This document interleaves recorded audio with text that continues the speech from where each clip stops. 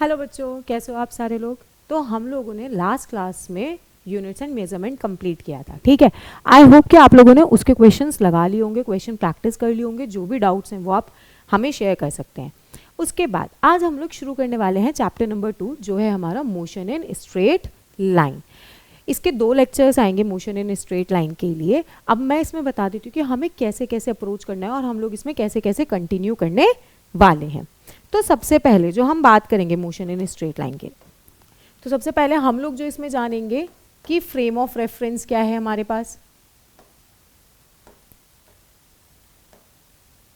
Frame of reference के बाद हम लोग रेस्ट एंड मोशन कैसे डिफाइन करेंगे वो देखेंगे। इसके बाद हम लोग जाएंगे डिस्टेंस डिस्प्लेसमेंट पर।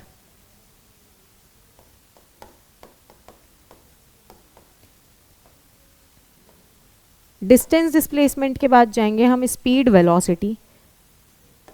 स्पीड और वेलोसिटी में हम average speed, uniform speed, instantaneous speed, ये सारी चीज़ें कवर करने वाले हैं। उसके बाद हम एक्सेलरेशन के बारे में पढ़ेंगे।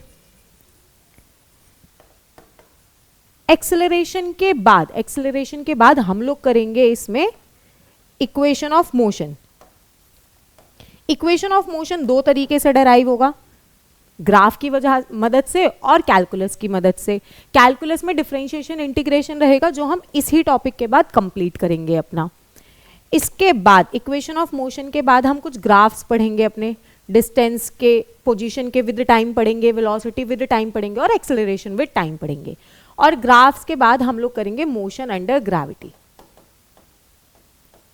Motion under gravity, motion under gravity के साथ हमारा ये चैप्टर कंप्लीट होगा। तो आज हम लोग इसमें स्पीड वेलोसिटी तक पूरा टॉपिक कवर करेंगे, जिसके अंदर हम डिफरेंशिएशन और इंटीग्रेशन भी कंसिडर करेंगे। डिफरेंशिएशन इंटीग्रेशन भी पढ़ाएंगे, क्योंकि एक इंस्टेंटेनियस स्पीड और इंस्टेंटेनियस वेलोसिटी के लिए हमें उस चीज़ की रिक्वायरमेंट होने वाली है।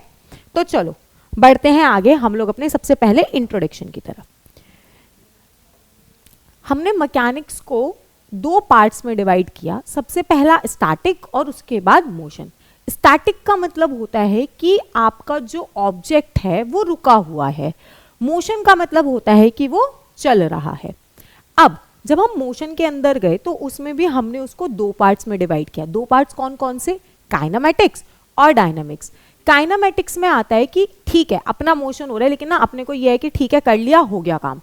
डायनामिक्स बोलता है कि मेरे को इसका कॉज चाहिए, ये हुआ क्यों। तो हम लोगों ने जो इसको डिवाइड करा,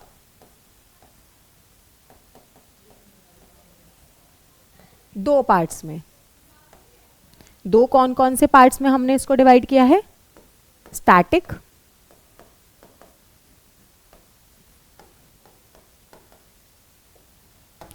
एंड मोशन के अंदर हमने इसको 2 पार्ट्स में रखा, kinematics and dynamics.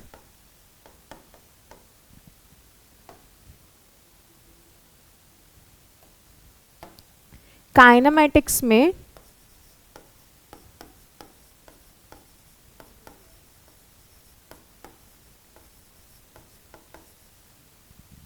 That motion is happening, but क्यों हो रहा है we are not interested in that.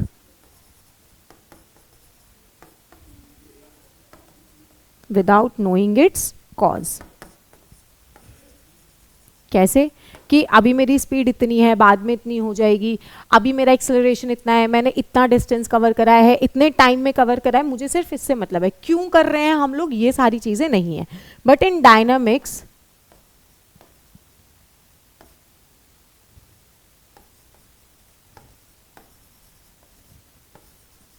हम लोग कॉज में इंटरेस्टेड होते हैं कि ऐसा क्यों हो रहा है, क्या रीजन है कि ये चीज मोशन कर रही है, अगर ये मोशन कर रही है तो इतना ही ऐसा क्यों हुआ। ये सारी चीजें हम लोग इसके अंदर कंसिडर करने वाले हैं।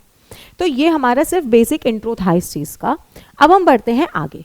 सबसे पहले हमारा आता है frame of reference. Frame of reference इसलिए जरूरी है कि आप लोग कोई भी चीज डिसाइड कर रहे हो कि यार ये काम कर रहा है, वो ऐसा कर रहा है, वो चल रहा है, वो सो रहा है, किसके रेस्पेक्ट में बातें हो रही हैं ये सारी। हमने कुछ तो सेट करा होगा ना कि जिसके रेफरेंस में मैं ये सारी बातें कर पा रही हूँ, तो इसलिए फ्रेम ऑफ रेफरेंस बहुत ज़्यादा इंपॉर्टेंट था।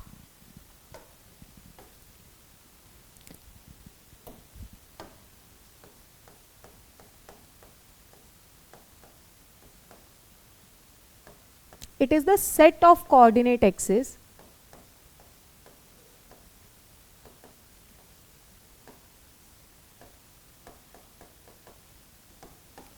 with the time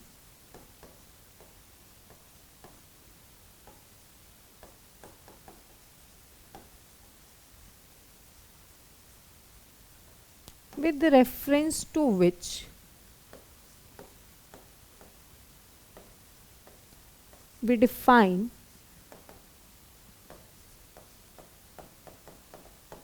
position, speed, acceleration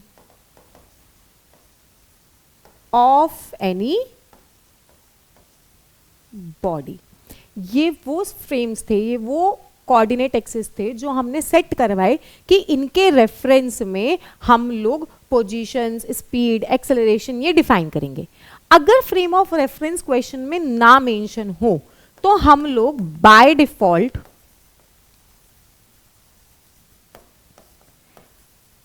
अर्थ को फ्रेम ऑफ रेफरेंस लेते हैं।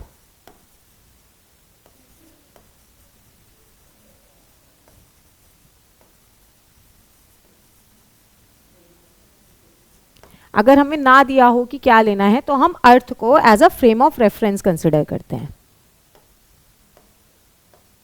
ठीक है, तो इसकी मदद से मैं बता सकती हूँ कि कोई ऑब्जेक्ट चल रहा है, नहीं चल रहा है, रुका हुआ है, कितनी स्पीड से चल रहा है, किसके रिस्पेक्ट में फ्रेम ऑफ रेफरेंस होना हमारे लिए जरूरी है। बढ़ते हैं आगे टॉपिक पे अपने। अब आते हैं रेस्ट एंड मोशन। सबसे पहले हम रेस्ट की बात करते हैं। आराम वाला रेस्ट नहीं है ये, rest.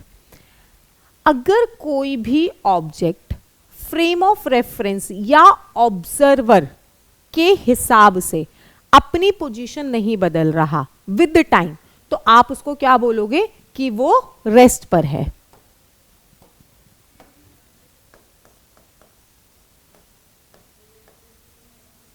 If body is not changing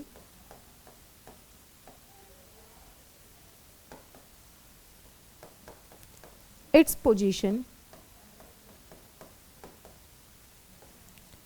with respect to time and with observer,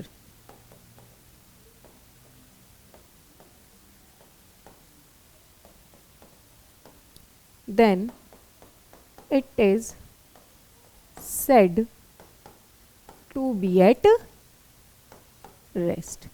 तब हम बॉडी को क्या बोलेंगे कि वो हमारी बॉडी रेस्ट पर है। फॉर एग्जाम्पल, जैसे आप लोग हो, अगर आप लोग बैठे हुए हो और आपके बेंच पे जो आपका पार्टनर है वो भी बैठा हुआ है, तो अगर आपका जो दोस्त है वो आपका ऑब्जर्वर बन जाता है तो वो रुका हुआ है, उसके हिसाब से आपने भी अपनी पोजीशन नहीं बदली। टाइम निकल गया, पूरा एक लेक्चर निकल गया, आपका क्लास का एक पूरा पीरियड निकल गया, लेकिन आप अपनी बेंच से नहीं उठे, इसका मतलब आपके दोस्त के हिसाब से आप रेस्ट पर रहे। तो ये तो हुई हमारी रेस्ट की डेफिनेशन। अगर हम बात करते हैं मोशन की, मोशन क्या हो जाएगा कि आपने अपनी पोजीशन बदली है। If body changes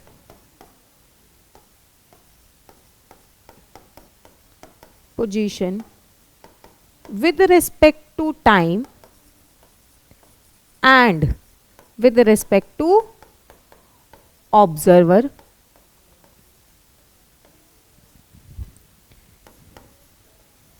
then it is said to be in motion। तो हम क्या बोलते हैं कि बॉडी किस में है, मोशन में है। फॉर एग्जाम्पल, आपका दोस्त तो अभी भी बैठा हुआ है, लेकिन आपको पानी की बोतल भरने जाना है उसी पीरियड के बीच में, तो आपके दोस्त के हिसाब से जो अभी रेस्ट पे है, बैठा हुआ है, उसके हिसाब से आपने पोजीशन बदली, आप अपनी बेंच से उठे और पानी की बोतल भरने गए, तो इसका मतलब आप कैसे उसमें आ गए, अब मोशन में आ गए। तो ये तो रही बात हमारी रेस्ट एंड मोशन की। अब इसमें जो इंपॉर्टेंट बात रहेगी वो ये रहेगी rest and motion are relative terms. Relative terms हम लोग इसलिए बोल रहे हैं क्योंकि मेरा कोई भी ऑब्जेक्ट कभी भी कंप्लीट या एब्सोल्यूट रेस्ट पे नहीं हो सकता और एब्सोल्यूट मोशन में भी नहीं हो सकता। जैसे मान लो कि आप अपने दोस्त के हिसाब से तो मोशन में आ गए, लेकिन आपके साथ आपका ही एक और दोस्त जा रहा है, तो आप तो दोनों ही मोशन में हो, तो उसके लिए आप मोशन में कंसिडर नहीं होगे अगर चलने वाला ऑब्जेक्ट है मेरे लिए, जो आपका दोस्त था जो आपके साथ बॉटल भरने जा रहा है, राइट। तो ऐसे केसेस में आप मोशन में नहीं आए, लेकिन जो दोस्त आपका अभी भी बेंच पे बैठा हुआ था उसके लिए आप मोशन में थे। तो रेस्ट एंड मोशन जो है वो हमारे रिलेटिव टर्म्स हैं, वो हमेशा फ्रेम ऑफ रेफरेंस पे डिपेंड करेंगे कि आपने किसको ऑब्जर्वर माना है। अगर आपने ऑब्जर्वर बदला तो हो सकता है कि आपकी रेस्ट और मोशन की कंडीशन भी बदल जाए। इसलिए कोई भी ऑब्जेक्ट कभी भी एब्सोल्यूट रेस्ट और एब्सोल्यूट मोशन पे नहीं होता है, ठीक है। अब चलते हैं हम आगे अपने अगले टॉपिक पर, पॉइंट मास। अब ये पॉइंट मास क्या है? पॉइंट मास ये बोलते हैं कि अगर कोई ऑब्जेक्ट एक गिवन ड्यूरेशन में, एक गिवन मोशन में अपने साइज से ज्यादा डिस्टेंस ट्रैवल करता है, ठीक है। अगर मतलब आप चल रहे हो, आपने बहुत ज्यादा डिस्टेंस ट्रैवल कर लिया अपने साइज के कंपैरिजन में, तो हम उसको ट्रीट करते हैं एज अ पॉइंट मास या point body.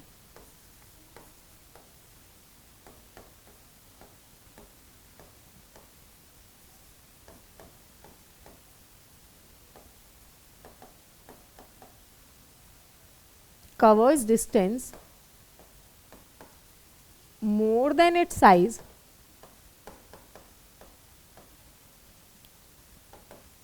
during a motion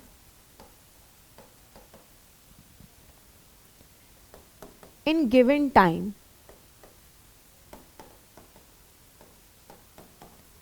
then it is considered as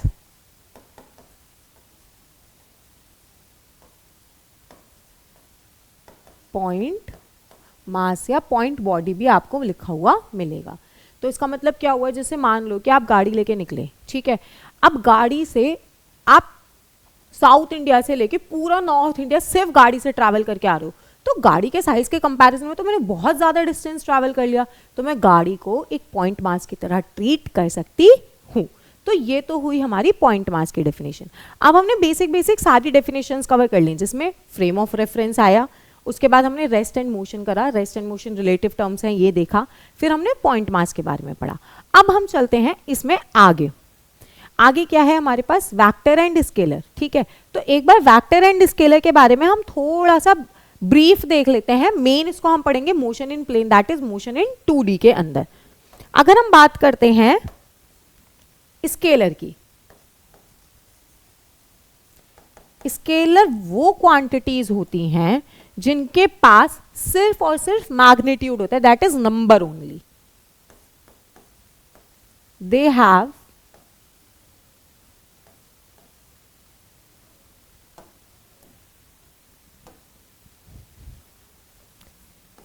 magnitude.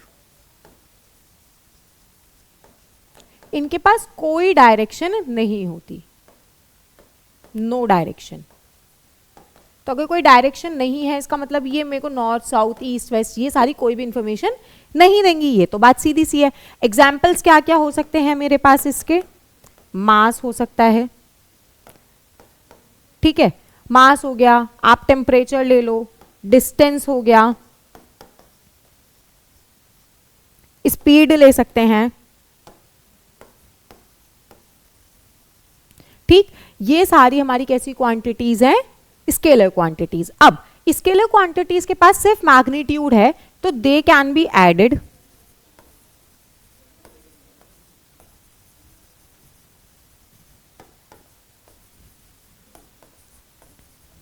subtracted, divide, multiply, algebraically। मैं इनको बेसिक जो हमारे ये प्लस माइनस वाले रूल्स होते हैं इनसे प्लस माइनस डिवाइड मल्टीप्लाई कर सकती हूँ। ये तो बात रही स्केलर की। अब इसके बाद हम देखते हैं वेक्टर्स। वेक्टर्स कौन सी क्वांटिटीज हैं? वेक्टर्स का मतलब है मैग्नीट्यूड प्लस डायरेक्शन, मतलब हमारे पास मैग्नीट्यूड भी होगा और अब डायरेक्शन भी होगी। डायरेक्शन एज इन कि मैं किस तरफ जा रही हूं, किस डायरेक्शन में काम कर रही हूं। जैसे मैंने बोला कि आप गाड़ी लेके निकले, ये तो हो गई खत्म बात। लेकिन अगर मैंने बोला कि आप गाड़ी से नॉर्थ से साउथ गए, तो I have given you a direction, तो it will be a vector. इसमें एग्जाम्पल्स क्या हो सकते हैं हमारे पास? Displacement,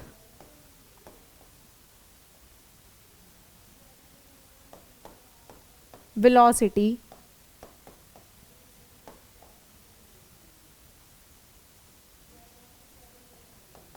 acceleration. वेक्टर्स को हम वेक्टर्स लॉ ऑफ एडिशन के थ्रू ही ऐड कर सकते हैं। इसको हम लोग नॉर्मली जो इतने भी अपने मैथ्स में प्लस माइनस करता है, इनके थ्रू हम नहीं कर सकते। वेक्टर्स के लिए हमारे पास अलग से क्लॉज निकल के आता है जिसको हम वेक्टर लॉ ऑफ एडिशन बोलते हैं। क्रॉस प्रोडक्ट आता है, डॉट प्रोडक्ट आता है, जो हम फर्दर आने वाले चैप्टर में कवर करेंगे। अब शुरू करते हैं हम डिस्टेंस एंड डिस्प्लेसमेंट से। डिस्टेंस एंड डिस्प्लेसमेंट इसलिए ज़रूरी है क्योंकि डिस्टेंस और डिस्प्लेसमेंट की इन्फॉर्मेशन होने के बिना मैं अपनी स्पीड और वेलोसिटी के बारे में बात नहीं कर पाऊंगी। तो इसलिए हम सबसे पहले डिस्टेंस एंड डिस्प्लेसमेंट पे बात कर लेते हैं।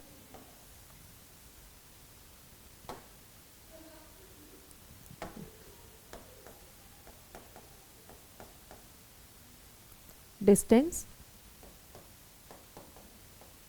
इधर आया डिस्प्लेसमेंट। इसके डिफरेंसेस लिखने नहीं आएंगे, बट फिर भी हमें पता होना चाहिए। देखो, सबसे पहले डिस्टेंस क्या है? डिस्टेंस का मतलब है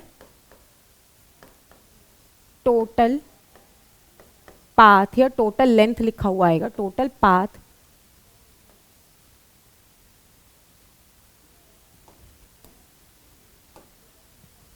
covered between initial and final position. इसकी कोई डायरेक्शन नहीं होती। अगर कोई डायरेक्शन नहीं है तो ये कैसी क्वांटिटी होगा?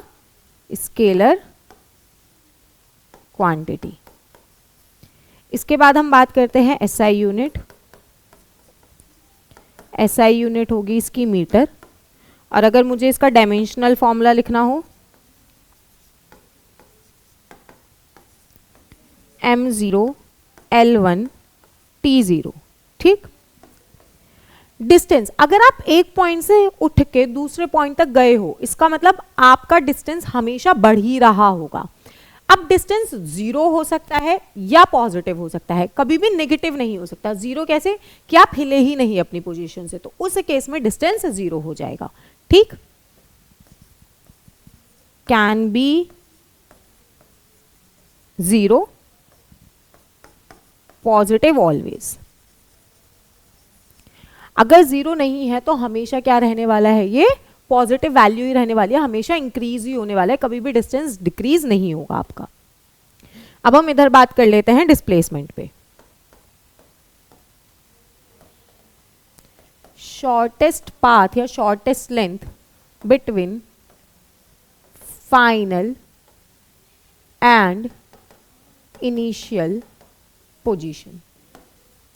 ये सबसे छोटा पाथ है कि मैं अपने इनिशियल और फाइनल के बीच में सबसे मिनिमम डिस्टेंस कितना कवर कर सकती हूँ, सबसे मिनिमम पाथ कितना कवर कर सकती हूँ, वो मेरा डिस्प्लेसमेंट है। डायरेक्शन होती है तो ये कैसी क्वांटिटी हो जाएगी मेरे लिए? Vector quantity. इसके अलावा एसआई यूनिट इसकी भी मीटर ही रहेगी, डायमेंशन भी सेम रहेगा।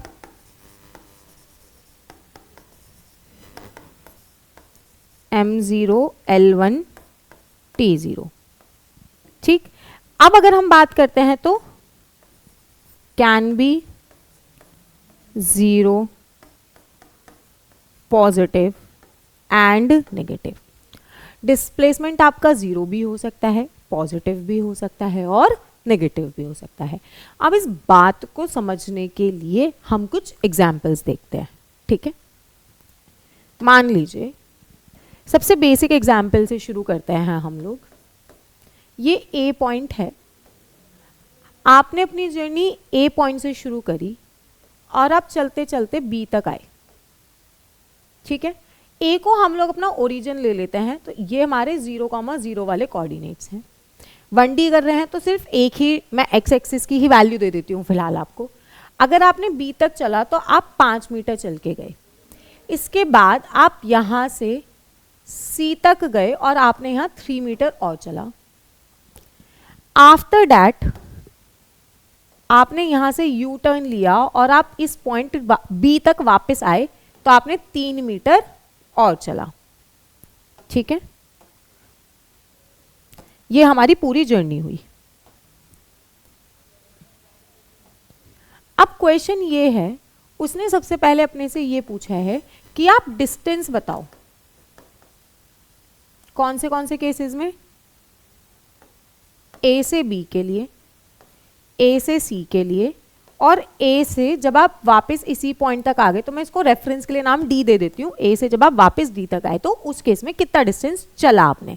तो सबसे पहले ए से बी तक जब मैं जा रही हूं तो सीधा सीधा रास्ता था और मैंने कितना कवर कर लिया? 5 मीटर। तो ये तो हो गया 5 मीटर। जब मैं ए से सी तक के लिए डिस्टेंस बात कर रही हूं तो 5 तो ये, और फिर बी और सी के बीच वाला सेपरेशन कितना था? 3 मीटर। तो मैंने ए से सी के लिए कितना चला? 5 + 3 = 8 मीटर। अब उसने बोला आप यहां पूरा पाथ कवर करके डी तक वापस आए, ठीक है। डी तक वापस आए तो कितना चला? 5 + 3 + 3, तो ये कितना हो जाएगा अपने पास? 11 मीटर। तो ये तो बात हुई डिस्टेंस की कि डिस्टेंस एडिटिव नेचर में ही चला। अब हम बात करते हैं डिस्प्लेसमेंट की।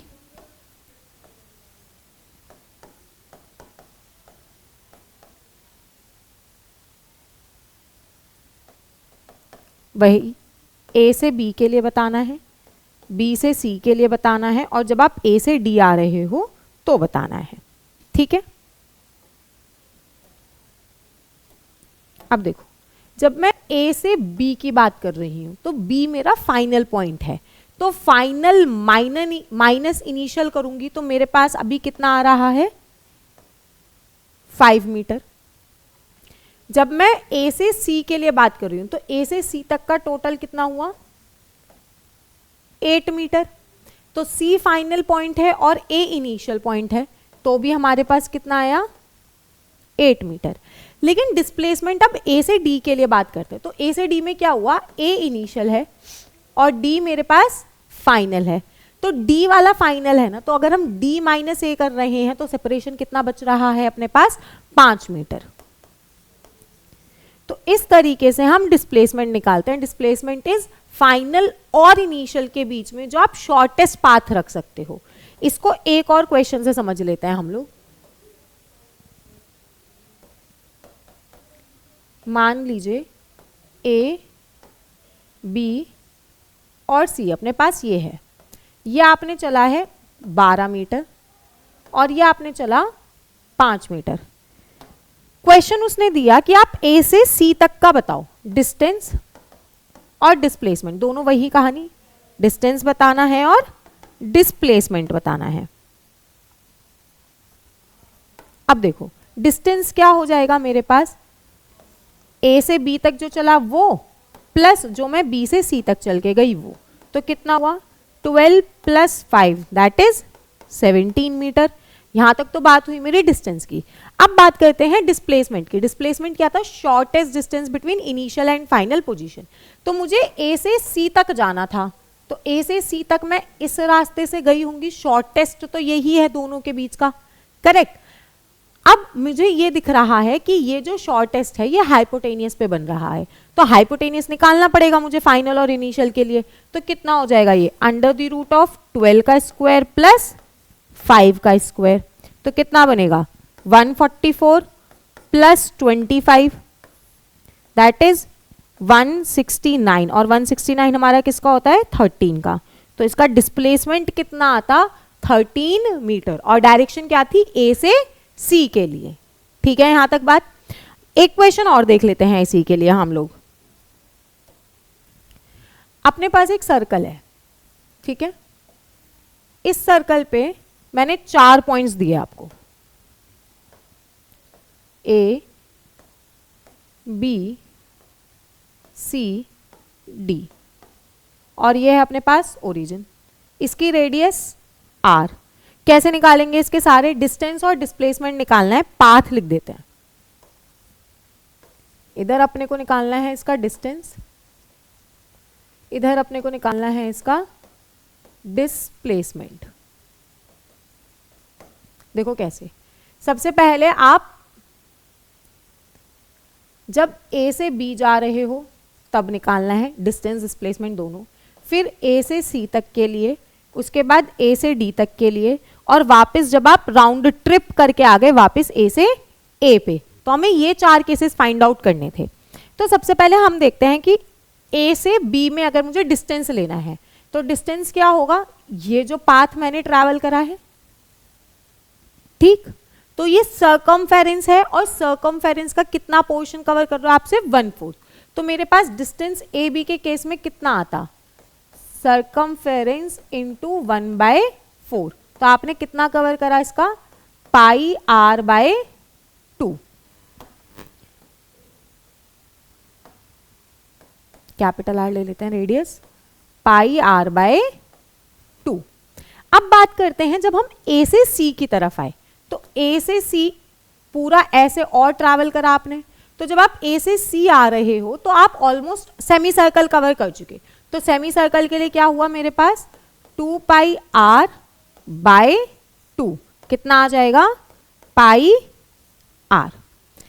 ऐसे ही जब मैं यहां तक पहुंची ए से डी के लिए, तो मैंने 3/4 सेक्शन कंप्लीट करा, तो मेरे पास ए डी के लिए कितना हो जाएगा, 2 पाई आर मल्टीप्लाई 3/4। तो ये कितना हो गया मेरे पास, 3 पाई आर बाय 2। और जब हम ए से पूरा डी तक आ गए, वापस पूरा ए टू ए आए, तो मैंने पूरा सर्कल कवर करा, तो ये कितना हो जाएगा मेरे पास, सर्कमफेरेंस ऑफ द सर्कल। ये कहानी हुई मेरी डिस्टेंस की। अब हम बात करते हैं डिस्प्लेसमेंट में कि डिस्प्लेसमेंट में क्या रहा होगा। तो जब हम डिस्प्लेसमेंट में जाते हैं तो डिस्प्लेसमेंट की कहानी थोड़ी अलग है। शॉर्टेस्ट डिस्टेंस चाहिए था, तो हमने ये देखा कि जो मेरा शॉर्टेस्ट डिस्टेंस है वो यहां से ये बन रहा है, ठीक, ये भी आर है, ये एंगल 90 डिग्री होता है, तो अपने पास क्या हो गया, ये हाइपोटेनियस। तो ए से बी के लिए डिस्प्लेसमेंट कितना बनता मेरे पास, √r² प्लस r², कितना आया ये, √2r। अब हम बात करते हैं ए से सी के लिए, तो ए से सी के लिए शॉर्टेस्ट कितना बन रहा था, ये एक रेडियस प्लस एक रेडियस मतलब डायामीटर। तो ये तो हुआ मेरा किसकी कहानी, ए से बी की। अगर ए से सी के लिए बात करनी थी तो कितना हो जाता, r plus r that is 2r। अब ए से डी के लिए बात करते हैं। जब ए से डी देख रहे हो तो ये इनिशियल ये फाइनल, तो वापस अपने पास ये आ गया क्या, और जैसा हमने ए से बी में निकाला, क्या ए डी भी मेरे पास √2r होता। और ए से ए की बात करते हैं, ए से ए का मतलब क्या हुआ, आप पूरा राउंड ट्रिप करके वहीं आ गए, मतलब इनिशियल भी वही फाइनल भी वही, तो मेरा डिस्प्लेसमेंट क्या हो गया, 0। ठीक है, यहां तक हमने डिस्टेंस और डिस्प्लेसमेंट समझा। अब जो हम लोग नेक्स्ट टॉपिक शुरू करेंगे वो है हमारा स्पीड एंड वेलोसिटी। ठीक है,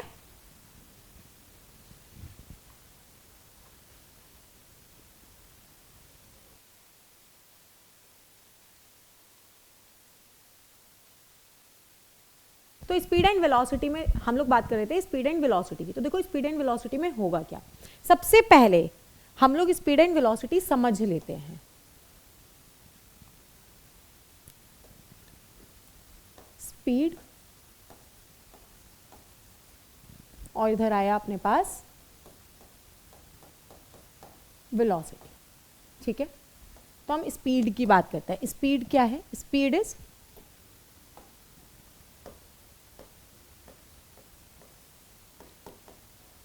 distance travelled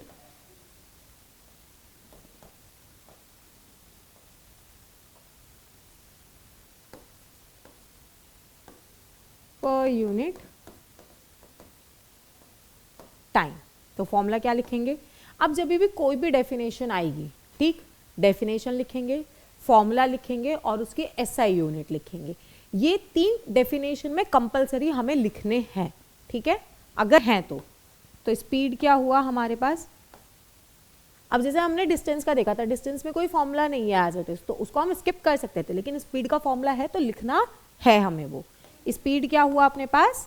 distance by time, ठीक। अब हम बात करते हैं इसकी एसआई यूनिट की। तो इसकी एसआई यूनिट क्या हो जाएगी? डिस्टेंस इज मीटर पर सेकेंड टाइम के लिए। यहां तक तो हो गया हमारा स्पीड। अब स्पीड कैसी क्वांटिटी है? अपनी स्केलर क्वांटिटी, स्केलर क्वांटिटी। वहीं अगर हम बात करें वेलोसिटी की, तो velocity is displacement per unit time.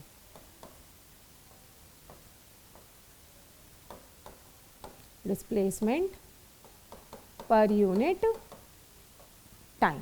अब हम इसको डिफाइन कैसे करेंगे? Velocity is equal to displacement by time. SI unit same रहेगी,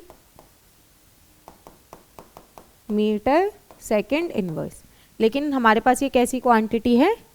वेक्टर क्वांटिटी। अब इसका मतलब क्या है कि जैसे आप चलते हो तो आप कितना डिस्टेंस कितने टाइम में कवर कर रहे हो, वो हमारी स्पीड होती है। और अदर मैं उसकी वेलोसिटी की बात करूं तो उसमें वो डायरेक्शन भी इंक्लूड करता है कि आप कितना डिस्प्लेसमेंट चल रहे थे विद रिस्पेक्ट टू टाइम, कितने टाइम में चल रहे थे, ये सारी चीजें, ठीक। अब हम आते हैं इसमें आगे, uniform speed, non uniform speed. थोड़े से डेफिनेशन समझ लेते हैं हम इनके। यूनिफॉर्म स्पीड, यूनिफॉर्म स्पीड का मतलब a body travels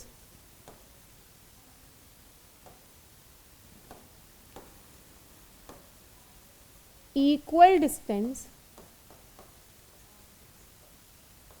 in equal interval of time।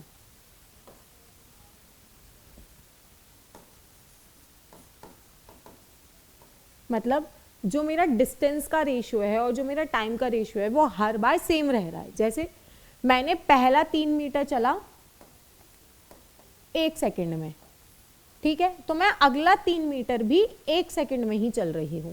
तो इक्वल डिस्टेंस चल रहे हो आप इक्वल इंटरवल ऑफ टाइम में। अगर हम बात करें नॉन यूनिफॉर्म की,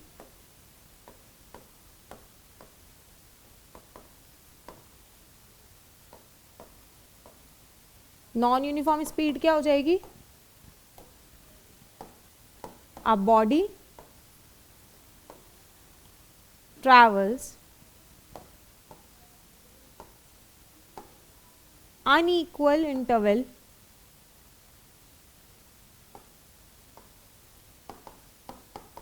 distance in equal interval of time.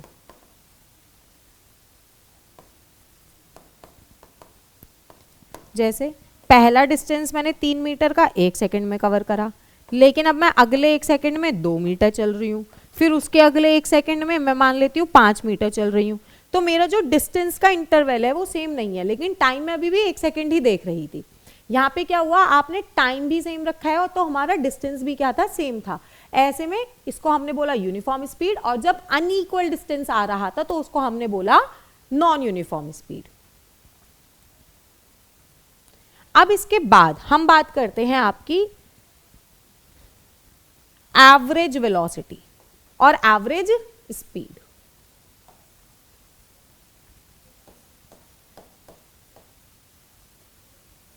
अगर मैं बोल रही हूं एवरेज स्पीड, तो एवरेज स्पीड का मतलब होता है it is defined as total path or length distance covered in given interval of time.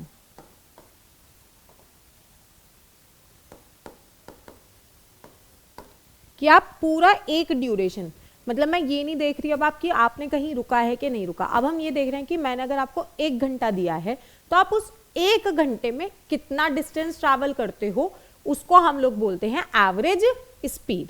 तो एवरेज स्पीड का फॉर्मूला क्या बनेगा,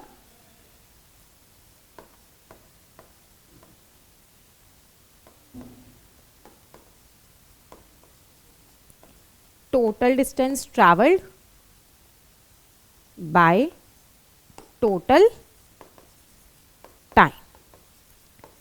वहीं अगर हम बात करते हैं एवरेज वेलोसिटी की,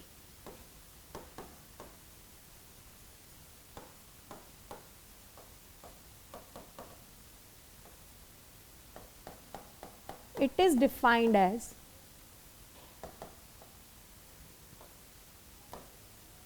displacement of body in given interval of time।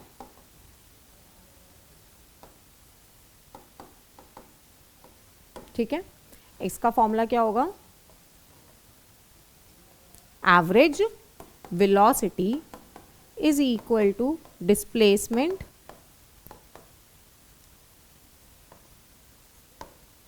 by total time। अब देखो इसका जरूरत क्या थी भाई, अगर आपसे पूछा जाए कि आप यहां से यहां तक कितनी स्पीड से आए, आप मुझे ये थोड़ी बोलोगे कि कभी 35 थी, कभी 40 थी, कभी 60 थी, ऐसा तो नहीं हो सकता ना। तो इसका मतलब आप मुझे एक एवरेज रफ आइडिया दे दोगे कि मैम मैं ना 55 किलोमीटर पर आवर की स्पीड से आया था, तो एवरेज स्पीड दी है आपने मुझे, आपने मेरे को रफ आइडिया दिया कि मैम ओवरऑल मेरी जर्नी इतनी स्पीड से ही चली होगी, करेक्ट। एवरेज वेलोसिटी में डायरेक्शन आ जाती है कि आपने कितना डिस्प्लेसमेंट लिया था उस पूरे टाइम के लिए, डिस्प्लेसमेंट इज शॉर्टेस्ट पाथ। अब इसके कुछ क्वेश्चंस करते हैं जिसमें हम लिखने का तरीका देखेंगे कि कैसे करना है। डिस्टेंस, चलिए आते हैं इसके क्वेश्चन 1 पे। क्वेश्चन इंपॉर्टेंट है ये वाले, देखो सबसे पहले उसने बोला a vehicle travels half the distance L with speed v1। अब पेपर में भी कैसे लिखना है मैं वो भी बताती हूँ आपको, and other half with speed v2। इसका मतलब सबसे पहले एक डायग्राम ले लेंगे। उसने बोला है ये ए पॉइंट, ये बी पॉइंट, पहला हाफ है एल, तो अदर हाफ भी मेरे पास एल हो जाएगा, ठीक है। फिर उसने अपने को बोला है कि उसने यहां तक का जो डिस्टेंस है वो स्पीड v1 से कवर करा और यहां तक का जो डिस्टेंस है वो स्पीड v2 से कवर करा। तो हम क्या लिखेंगे, सबसे पहले distance 1 is equal to L, और अपने पास अब टाइम चाहिए, तो हमें ये पता है speed is distance by time, तो टाइम क्या हो जाएगा, speed distance by speed. Distance कितना है अपने पास एल और स्पीड कितनी हो जाएगी v1। सिमिलरली x2 कितना ट्रैवल करा अपन ने l, तो मेरे पास t2 कितना हो जाएगा l बाय उसकी स्पीड हो गई v2। फिर लिखेंगे फॉर्मूला एवरेज स्पीड का, आप ये लोग पेपर में नीचे कॉन्टिन्यूटी में ही लिखेंगे। Average speed is equal to क्या होती है अपने पास, total distance by total time, correct. तो टोटल डिस्टेंस निकाल देते हैं पहले। टोटल डिस्टेंस कितना आया अपने पास, total distance is equal to x1 plus x2, तो वो क्या हो जाएगा l plus l is equal to 2l। उसके बाद हम क्या निकालेंगे, टोटल टाइम। टोटल टाइम कितना हुआ t1 प्लस t2, इसको हम यहाँ कैरी फॉरवर्ड कर लेते हैं। t1 प्लस t2 कितना आएगा मेरे पास, t1 कितना है l बाय v1 और T2 कितना है L/V2। एलसीएम लेंगे तो कितना बनेगा LV2 plus LV1 divided by V1 V2। अब रखेंगे इस वैल्यू को एवरेज स्पीड में, तो टोटल डिस्टेंस कितना हो गया था 2L divided by L common ले लिया, ये आ गया V1 plus V2 divided by V1 V2। ये अपने पास कितनी बन गई 2V1 V2 divided by V1 plus V2। इसी तरीके से हमें ये पूरा question step by step paper में अप्रोच करना है। सारा इक्वल्स टू का ध्यान रखना है कि उसी के नीचे ही चले। ठीक, अब हम बढ़ते हैं अपने नेक्स्ट क्वेश्चन की तरफ। इसी क्वेश्चन को मैंने न्यूमेरिकल डेटा के साथ लिया है। अब देखो, a vehicle travels half the distance, same वही क्वेश्चन। अब उसने डिस्टेंस की कोई इंफॉर्मेशन नहीं दे रखी, लेकिन हमें स्पीड की वैल्यू दे दी है। तो हम कैसे करेंगे, दिस यहां डिस्टेंस L ले लो, इसका डिस्टेंस भी हाफ L हो गया हमारे पास। इसने इसको T1 टाइम में किया होगा और इसको T2 टाइम में करा होगा। तो मैं क्या लिखूंगी x1 is equal to L। Time 1 कितना हो जाएगा मेरे पास T is equal to L by V1 कितनी है अपने पास, V1 उसने हमें दी है 40 किलोमीटर पर आवर। तो ये हो गया दिस। फिर हमने लिखा x2 कितना है L है और V2 कितना है अपने पास 60। तो हमारे पास T2 कितना आएगा यहाँ से L बाय 60। ठीक है, अब हम बात करते हैं आगे टोटल डिस्टेंस की। तो नेक्स्ट मैंने लिखा टोटल डिस्टेंस। टोटल डिस्टेंस कितना हो जाएगा मेरे पास x1 plus x2 that is L plus L is equal to 2L। फिर हम लिखेंगे टोटल टाइम। टोटल टाइम कितना हुआ T1 प्लस T2। तो ये हो गया L by 40 plus L by 60। LCM लेंगे तो कितना आएगा इसका एलसीएम 120। तो 3L प्लस 2L 5L, ये हो गया हमारे पास 5L बाय 120। ठीक है, अब फॉर्मूला में रखते हैं। एवरेज स्पीड का फॉर्मूला लिखना है क्वेश्चन के अंदर। कितना हो जाएगा total distance upon total time. तो टोटल डिस्टेंस कितना चला अपन ने 2L चला है। टोटल टाइम कितना हो गया मेरे पास 5L बाय 120। L से L कैंसिल, ये हुआ 2 इंटू 120 डिवाइडेड बाय 5। इससे कैंसिल करेंगे तो 24 that is 48 kilometre per hour हमारी क्या आ गई एवरेज स्पीड आ गई। ठीक है,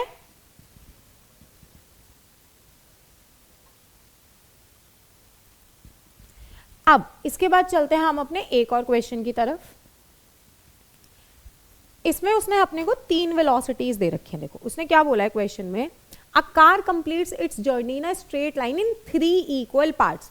तो अब इसमें ना कंफ्यूजन ये होती है कि 3 इक्वल पार्ट्स हो तो हम क्या करते हैं x/3 x/3 x/3 कर लेते हैं। उससे क्वेश्चन की कॉम्प्लेक्सिटी बढ़ जाएगी और कुछ नहीं होगा। तो हम क्या करेंगे 3 इक्वल पार्ट है ना, तो उनको x x और x ले लेंगे।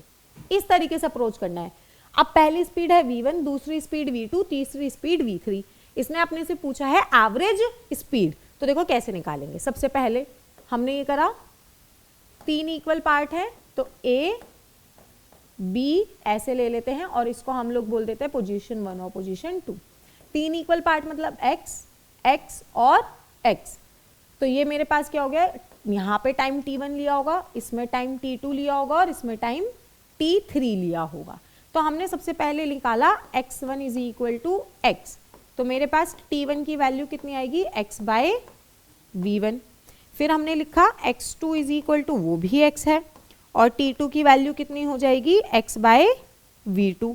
फिर x3 की वैल्यू भी x है तो t3 की वैल्यू कितनी हो जाएगी x बाय v3, क्योंकि v3 थर्ड वाले पोर्शन को कवर करने के लिए हमने लिया था। अब हम बात करते हैं इसमें आगे। सबसे पहले क्या निकालेंगे टोटल डिस्टेंस। तो टोटल डिस्टेंस क्या हो गया मेरे पास, total distance is equal to x1 plus x2 plus x3, तो कितना होगा x plus x plus x, that is 3x। इसके बाद हम क्या लिखेंगे इसमें, टोटल टाइम। तो टोटल टाइम क्या हो जाएगा अपने पास, t1 plus t2 plus t3, तो ये हुआ हमारे पास x by v1 plus x by v2 plus x by v3। अगर मैं इस टाइम का एलसीएम लूं तो मेरे पास क्या आएगा, x कॉमन ले लेते हैं और अंदर आएगा सबसे पहले एलसीएम लेने के बाद v2 v3 plus v1 v3 plus v1 v2, denominator will be v1 v2 and v3। अब बस एवरेज स्पीड का फॉर्मूला रखना है। एवरेज स्पीड क्या होती है, total distance by total time, total distance by total time. Total distance कितना चला है हम लोगों ने, 3x, और टाइम कितना हो गया हमारे पास, x, v2 v3 plus v3 v1 plus v1 v2 divided by v1 v2 v3, तो x से x कैंसिल, और जो हमारे पास टोटल एवरेज स्पीड आई वो कितनी आई, 3 v1 v2 v3 divided by v1 v2 plus v2 v3 plus v3 v1। तो यहाँ तक तो हमारा average speed, uniform speed, average velocity, non uniform velocity और नॉर्मल स्पीड वेलोसिटी कंप्लीट हुआ। अब इसके अलावा एक तरीके का और आता है इंस्टेंटेनियस। अब इंस्टेंटेनियस का क्या मतलब है, इंस्टेंटेनियस का मतलब है कि हम लोग बात कर रहे हैं किसी एक इंस्टेंट पे पता लग जाए मुझे, जैसे एवरेज स्पीड में तो हमने क्या बोला कि टोटल है मेरे पास, राइट। तो टोटल मतलब ये मेरे पास डेल्टा x हो सकता है, टोटल डिस्टेंस इनिशियल और फाइनल वाला, ठीक, और ये मेरे पास डेल्टा t था। इसमें भी ये बोल सकते थे हम एवरेज डिस्प्लेसमेंट विद वेक्टर आ गया ये मेरे पास, और यहाँ टोटल टाइम था। ये तो टोटल की बात हुई, लेकिन मैं पूरी जर्नी की बात ही नहीं करूंगी। मुझे चाहिए कि किसी बीच पॉइंट पे मुझे पता लग जाए कि छोटे से शॉर्ट ड्यूरेशन ऑफ टाइम में क्या आई। शॉर्ट ड्यूरेशन ऑफ टाइम मतलब डेल्टा टी टेंड्स टू 0 हो जाता। तो ऐसे केसेस को डिस्कस करने के लिए हमें सबसे पहले डिफरेंशिएशन और इंटीग्रेशन के बारे में इंफॉर्मेशन होनी चाहिए। तो हम सबसे पहले चलते हैं डिफरेंशिएशन की तरफ। डिफरेंशिएशन के कुछ कुछ रूल्स हैं, कुछ कुछ चीजें हैं जो हमें याद रखनी है। तो वो कौन कौन से हैं, सबसे पहले बेसिक रूल्स ही देख लेते हैं हम डिफरेंशिएशन के। डिफरेंशिएशन हमेशा स्लोप रिप्रेजेंट करवाता है। तो जैसे हमने बोला y axis dy by dx, छोटा सा चेंज, ये क्या होता है मेरे लिए, स्लोप, और इसको हम क्या बोल सकते हैं, tan थीटा। अब अगर मेरे पास डिफरेंशिएशन है d by dx of x की पावर n, तो हम क्या लिखेंगे इसको, n तो इधर आ जाएगा बाहर मल्टीप्लाई में, x की पावर n माइनस 1 हो गया पहला। दूसरा, अगर मेरे पास d by dx of log x है तो क्या लिखोगे आप उसको, 1 बाई x। अगर d by dx of e की पावर x है तो वो एज इट इज रहेगा e की पावर x, ठीक। इसके बाद अगर आपके पास है d by dx of sine x, तो आप इसको लिखोगे cos x, इसका डिफरेंशिएशन। अगर आपके पास है d by dx of cos x, तो आप इसके डिफरेंशिएशन को लिखोगे माइनस साइन x। तो बेसिक अपने पास इन सारी चीजों के डिफरेंशिएशन है। एक टर्म आता है कांस्टेंट। कांस्टेंट मतलब आप जिसके रिस्पेक्ट में डिफरेंशिएशन कर रहे हो वो मेरे इस पूरी टर्म में कहीं भी नहीं है, तो हम लोग उसको कांस्टेंट की तरह ट्रीट करता है। तो अगर मेरे पास कांस्टेंट का डिफरेंशिएशन है तो वो क्या हो जाएगा, 0। ये तो हुई जो मुझे रूल्स पता होने चाहिए डिफरेंशिएशन के बारे में। अब अगर मान लीजिए डिफरेंशिएशन में मेरे पास एडिशन और सब्ट्रैक्शन में आ जाए कि दो नंबर एक साथ है मेरे पास, या तो प्लस में हो सकता है या माइनस में, तो हम उसको कैसे कंसिडर करेंगे, देखो एग्जाम्पल के थ्रू ही समझते हैं। उसने अपने को दिया sine x plus x square, ठीक है, हमें इसका डिफरेंशिएशन करना है विद रेस्पेक्ट टू एक्स, ये टर्म है। तो सबसे पहले हम क्या करेंगे, d by d x of sine x as it is plus d by d x of x square as it is. तो साइन एक्स का डिफरेंशिएशन हमने पढ़ा कितना होता है, कॉस एक्स, तो ये आ गया यहाँ पे कॉस एक्स। और एक्स की पावर 2 को कैसे लिखेंगे, पावर बाहर मल्टीप्लाई में आई, एक्स 2 माइनस 1, तो ये इतना हो जाएगा कॉस एक्स प्लस 2x, ये हो गया अपना डिफरेंशिएशन। सेम रूल अगर यहाँ बीच में माइनस होता तो भी एप्लीकेबल था। तो ये तो एडिशन और सब्ट्रैक्शन की है। अब अगर हम लोग बोलें कि मल्टीप्लिकेशन में कैसे होगा, तो मल्टीप्लिकेशन के लिए देखते हैं।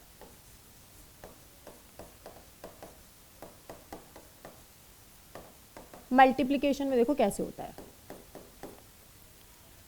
हम दो फंक्शंस ले लेते हैं u और v और उसको डिफरेंशिएट करना है, ठीक।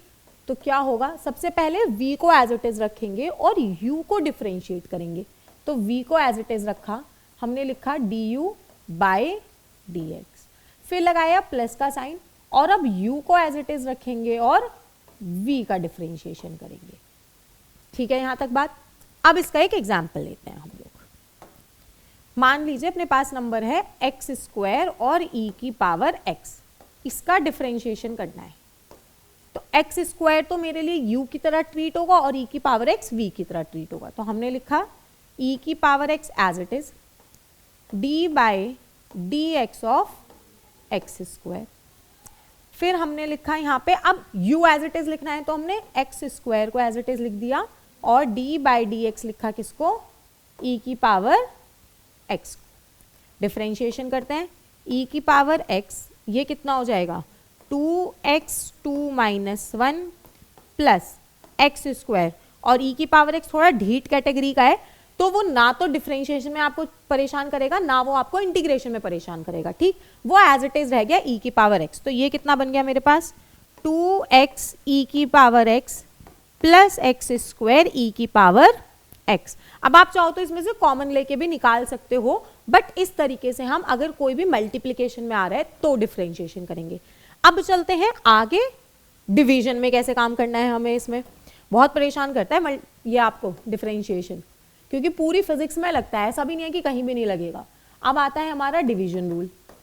तो डिवीजन रूल में कैसे करेंगे, देखो वही दो नंबर मान लेते हैं, एक नंबर u और डिवाइड में v है, तो d बाय डी एक्स करना है अपने को। तो देखो कैसे हुआ, सबसे पहले हमने क्या करा था, v को एज इट इज रखा था, तो अभी भी v को क्या रखेंगे एज इट इज, तो v du by d x. अब मल्टीप्लीकेशन में प्लस यूज करा था, यहां पे माइनस जाएगा, तो ये हो गया माइनस u को as it is dv by d x, divide में आएगा आपके डिनोमिनेटर का स्क्वायर। अब करते हैं इसको एक एग्जाम्पल की हेल्प से। मान लेते हैं उसने क्वेश्चन दिया d बाय डी एक्स करो आप x square by sine x का, ठीक। तो एक्स स्क्वायर तो u बन गया और साइन एक्स मेरे लिए v बन गया। तो कैसे होगा ये, पहले हमने साइन एक्स को एज इट इज लिखा sorry, d by d x को हमने लिखा एक्स स्क्वायर माइनस, अब हमने एक्स स्क्वायर को एज इट इज लिखा और लिखा d by d x of sine x. Denominator में क्या आएगा हमारे पास, साइन स्क्वायर एक्स, क्योंकि डिनोमिनेटर का स्क्वायर हुआ। अब डिफरेंशिएशन कर देते हैं, एक्स स्क्वायर का डिफरेंशिएशन होता है 2x, तो हमने लिखा 2x और sine x as it is, minus sine का डिफरेंशिएशन होता है cos, तो x square cos x divided by sine square x. इस तरीके से डिवीजन रूल चला हमारा। अब इसका लास्ट रूल जो है, जो हमें यूज करना है, वो है chain rule. Chain rule generally बच्चों को परेशान करता है, तो देखो कैसे उसको सिंपली वे में समझना है। चेन रूल मैं डायरेक्ट आपको एग्जाम्पल की हेल्प से ही समझाऊंगी। सबसे पहले एक बेसिक एग्जाम्पल लेते हैं। मैंने आपको लिखा साइन एक्स स्क्वायर।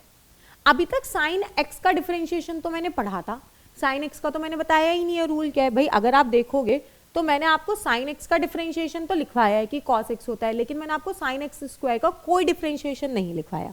तो इसको कैसे करना है, क्योंकि डिफरेंशिएशन तो वो किसी भी चीज का पूछ सकता है मेरे से। देखो अब अगर साइन एक्स स्क्वायर है अपने पास तो क्या करना है, सबसे पहले आप साइन का ही डिफरेंशिएशन करो जैसे अभी तक करते आ रहे थे। तो साइन का अगर मैं इसको अब फॉर्मूला में लिखें तो हमारे पास क्या बना, साइन एक्स स्क्वायर।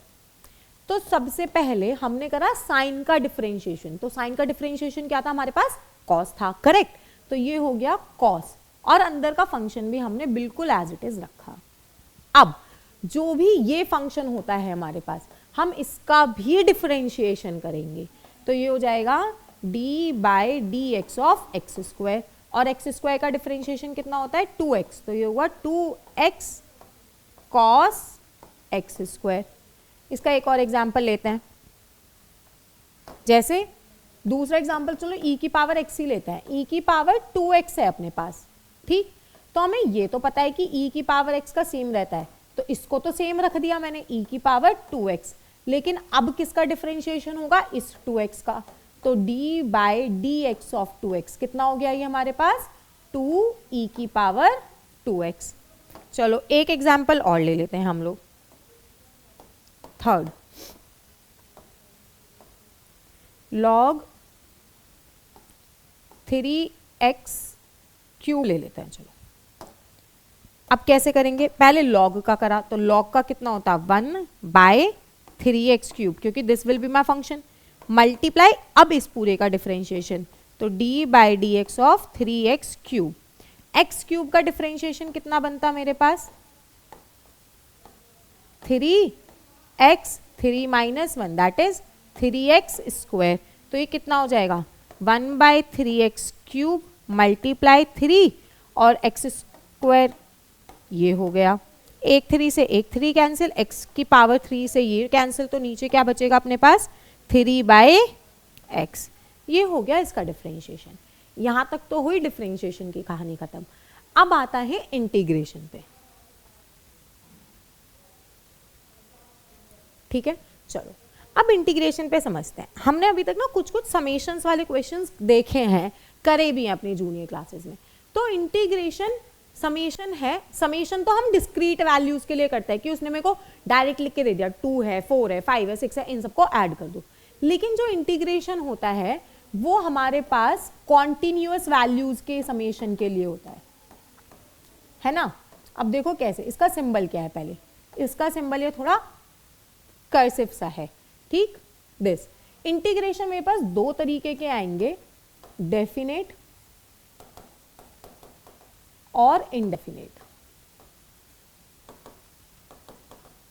सबसे पहले इंटीग्रेशन में समझते हैं कि करना कैसे है। देखो अगर मेरे पास x इंटीग्रेशन लगाया, x लिखा, अगर ये टर्म है और आप इसी के टर्म में कर रहे हो, जैसे डिफरेंशिएशन की कहानी थी वैसे ही चलेगी। तो क्या करना है, अब इसमें x की power n plus 1 divided by n plus 1 और प्लस एक कांस्टेंट c लगा देंगे, क्योंकि हम इनडेफिनेट इंटीग्रल की बात कर रहे हैं फिलहाल, ठीक है। अगर आप बात करोगे 1 बाय एक्स डी एक्स की, तो ये हो जाएगा प्लस c। अगर आप e की पावर x की बात करोगे तो e की पावर x मैंने बोला ढीठ है एकदम, तो e की पावर x प्लस c ही रहेगा, ठीक। अगर हम बात करते हैं साइन x की, तो ये कितना हो जाएगा माइनस कॉस x। और अगर हम बात करें कॉस x की, तो ये हो जाएगा हमारे पास साइन x प्लस c, और इसमें भी आया प्लस c। लेकिन अब हम देखते हैं कि मेरे पास यहाँ कोई कांस्टेंट है। कांस्टेंट के लिए मैंने मान लो, चलो नंबर ही ले लेते हैं अभी, ऐसे कांस्टेंट और dx आया। अब कांस्टेंट तो खाली है, मैं dx की टर्म्स में इंटीग्रेशन कर रही हूं, तो जिसकी टर्म्स में इंटीग्रेशन कर रहे हो वो उस कांस्टेंट के साथ क्या हो जाएगा multiply, constant multiply x plus c। अब अगर समझना है तो आप इसको ऐसे समझ सकते हो, मैं इसमें ऐसा भी तो लिख सकती थी ना, कांस्टेंट तो चलो बाहर निकाल दो, मैं इसको ऐसा लिख सकती थी क्या x की पावर 0, अगर पावर 0 है तो वैल्यू 1 होती, तो मतलब मैंने इस फंक्शन के साथ कोई भी छेड़खानी नहीं करी, तो ये dx बना। और हमने x की पावर n के लिए पढ़ा है, तो मैं सेम यहाँ अप्लाई कर देती हूँ, 0 + 1 डिवाइडेड बाय 0 + 1, तो ये कितना हो जाता, x आता, तो मैंने वही x की मल्टीप्लाई इसमें करी है। ये हो गए हमारे इंटीग्रेशन इनडेफिनेट। इनडेफिनेट में मैंने सबके साथ क्या करा है, कांस्टेंट की मल्टीप्लाई करी है। अब डेफिनेट इंटीग्रल्स पे चल लेते हैं। देखो अब अगर हम बात करते हैं डेफिनेट इंटीग्रल्स की, तो डेफिनेट इंटीग्रल्स में हमारे पास लिमिट्स आती हैं, दैट इज अपर लिमिट और लोअर लिमिट। ठीक है, कैसे, वही लेते हैं हम लोग। हमने लिया x³ का dx करना था मान लो मुझे, ठीक है, तो मैंने यहाँ पे एक लिमिट लिख दी आपकी फॉर एग्जाम्पल 1 और अपर लिमिट लिख दी 2। अपर लिमिट 2 हो गई, लोअर लिमिट 1 हो गई। अब x की पावर n का कैसे पढ़ा था हमने, x की power n + 1 divided by n + 1। अब लिमिट लगाएंगे इस तरीके से, square bracket, lower limit, upper limit, तो ये कितना हो गया मेरे पास, x की पावर 4 बाय 4, 1 और ये गया 2। अब इसको आगे कैसे कंटिन्यू करेंगे हम लोग, upper limit minus lower limit करना है मुझे, तो सबसे पहले 2 की power 4 by 4 minus lower limit कितनी है 1, तो x की जगह रखा 1 की पावर 4 बाय 4, तो 2 की पावर 4 कितना होता है 16, तो ये हुआ 16 बाय 4 माइनस 1 बाय 4, कितना आ जाएगा 15 बाय 4। इस तरीके से हमने ये वाला काम करा। एक दो एग्जाम्पल्स और देखते हैं इसके। मान लो अगर ये एडिशन में होते, सारे एडिशन या सब्ट्रैक्शन में दे देती मैं आपको, जैसे x³ + x² + 1, इस पूरे का इंटीग्रेशन करके दिखाना है। तो बारी बारी से जैसे डिफरेंशिएशन में इंडिविजुअल डिफरेंशिएशन करा था, ऐसे ही यहाँ पे इंडिविजुअल इंटीग्रेशन करेंगे हम लोग। तो क्या हो जाएगा मेरे पास, सबसे पहले हमने लिखा इसको x³ की power dx + x² dx plus constant 1 dot dx, तो ये कितना बनेगा, x की पावर 3 + 1 बाय 3 + 1 प्लस x की पावर 2 + 1 बाय 2 + 1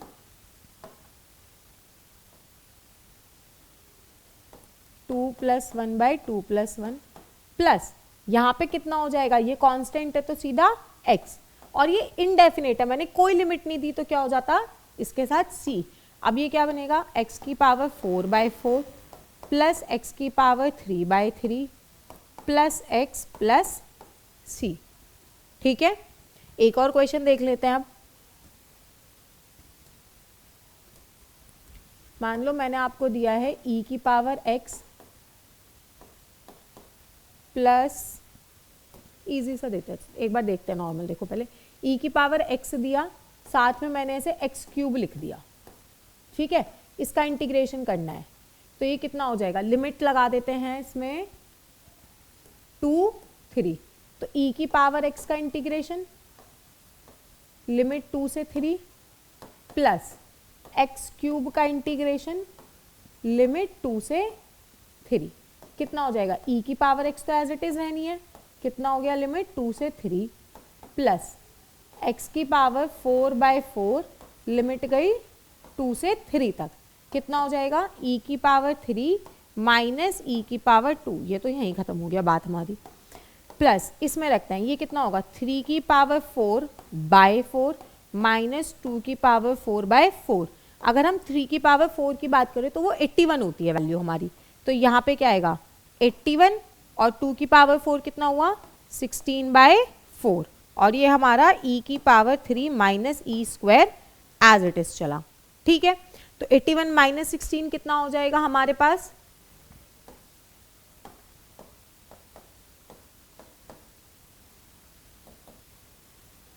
65/4, ये हमारा फाइनल आंसर हुआ। यहाँ तक हमारा इंटीग्रेशन डिफरेंशिएशन खत्म हुआ। अब हम लोग बात करेंगे अपने इंस्टेंटेनियस स्पीड और इंस्टेंटेनियस वेलोसिटी की।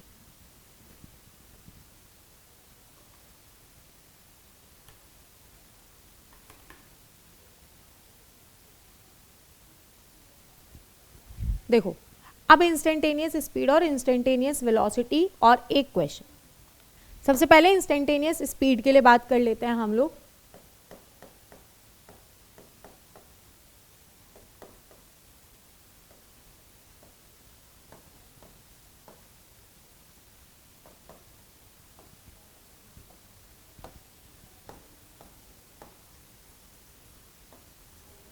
एट एनी इंस्टेंट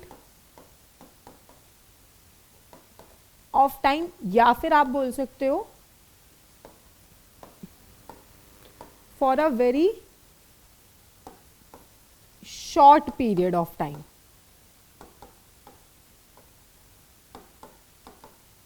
ठीक है, तो देखो कैसे लिखोगे इसको।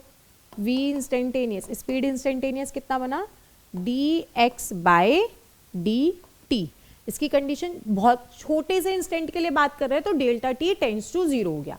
ये तो हुई हमारी एवरेज स्पीड, वो इंस्टेंटेनियस स्पीड सॉरी। और इसी में ही जब हम लोग इंस्टेंटेनियस वेलोसिटी की भी बात करते हैं तो velocity at any instant of time, या बहुत छोटे से टाइम के लिए। ठीक है, अब चलते हैं इसके क्वेश्चन की तरफ। देखो, क्वेश्चन से समझेंगे कि कैसे कैसे निकालनी है चीजें। सबसे पहले, the position of an object is moving along x axis is given by. उसने मुझे पोजीशन कैसे दे रखी है, x is equal to a plus b t की पावर 2। वेयर उसने मुझे a क्या दिया है, a is equal to 8.5 metre, and उसने मुझे b की वैल्यू कितनी दे रखी है, 2.5 मीटर सेकेंड माइनस 2। इसका मतलब ये डायमेंशंस भी एकदम करेक्ट दे रखे। देखो इसने हमें what is the velocity at, पहला उसने पूछा velocity at t is equal to 0, मतलब इंस्टेंट की ही पूछ रहा है। और दूसरा किस पे पूछ रहा है, at t is equal to 2 second. तो इसने ये हमसे इंस्टेंटेनियस की बात करी है।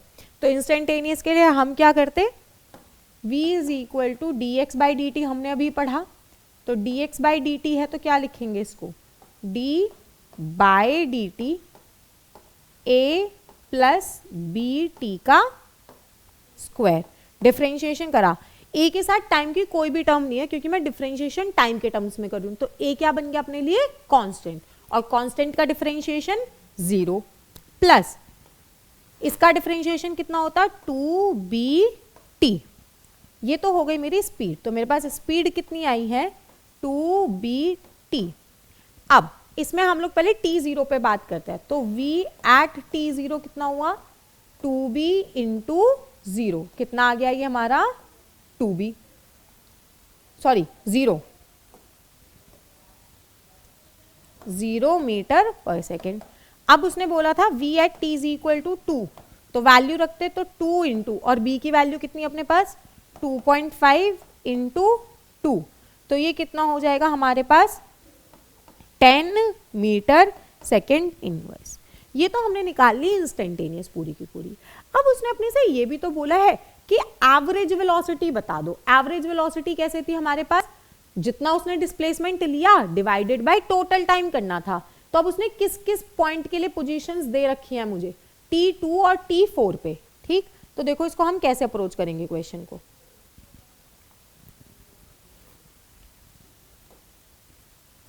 x is equal to a plus b t square था। हम a और b की वैल्यू बाद में रख सकते हैं क्वेश्चन के अंदर भी, कोई दिक्कत नहीं है। सबसे पहले मैंने लिखा x at t is equal to 2। ये जो ब्रैकेट में 2 है ये सिग्निफाई कर रहा है कि हम 2 सेकेंड वाले टाइम पे ले रहे हैं वैल्यू। तो ये क्या हो गया हमारे पास, a प्लस 2 का स्क्वायर मल्टीप्लाई b, तो ये कितना बन गया, a प्लस 4b। ठीक, दूसरा उसने अपने को कौन सा टाइम दिया था, t is equal to 4 second, तो हमने लिखा x4 के लिए, तो कितना हो जाएगा ये हमारे पास, a प्लस 4 का स्क्वायर इंटू b, तो ये बन गया a प्लस 16b। अब डिस्प्लेसमेंट निकाल लेते हैं पहले, फाइनल माइनस इनिशियल। तो मेरे पास डिस्प्लेसमेंट कितना आया, x4 तो फाइनल है, माइनस x2, तो ये कितना हो जाएगा हमारे पास, a plus 16b minus a plus 4b। कितना आया वैल्यू बेटा, 1 a plus 16b minus a minus 4b। तो ये कितना हो गया हमारे पास, 60 a टू a कैंसिल हो गया, 16 माइनस 4 इज 12b। ये तो हमारे पास डिस्प्लेसमेंट आ गया, ठीक है। अब हम बात करते हैं हमारे पास टाइम टेकन कितना रहा इसका सिस्टम का, टोटल टाइम t4 और t2 के बीच में ही रहा, तो टोटल टाइम हमने कितना ट्रैवल करा है, 2 सेकेंड। b की वैल्यू कितनी दे रखी थी उसने हमें क्वेश्चन में, 2.5। तो देखो कितना हो जाएगा ये हमारे पास, average velocity is equal to displacement by total time लिखा,